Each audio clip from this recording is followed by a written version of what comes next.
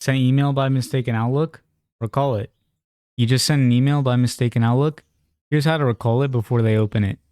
And if this video helps you, please consider giving it a like and also subscribe to my channel because that really helps me out. So first thing, go to your sent items folder and find the email.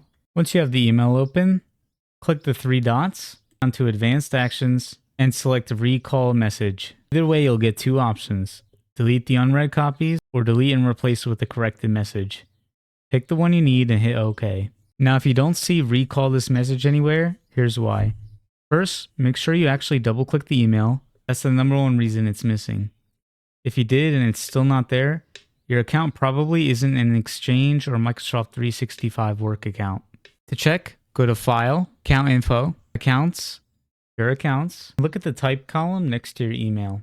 If it says P or IMAP, recall doesn't exist for your account. The email is already gone from the server and Outlook can't reach it. Same thing if your address ends in Outlook.com, Hotmail.com, or Live.com. No recall on personal accounts. And even when the button is there, recalling a sent email in Outlook only works if the recipient is in your same organization and they haven't opened it yet.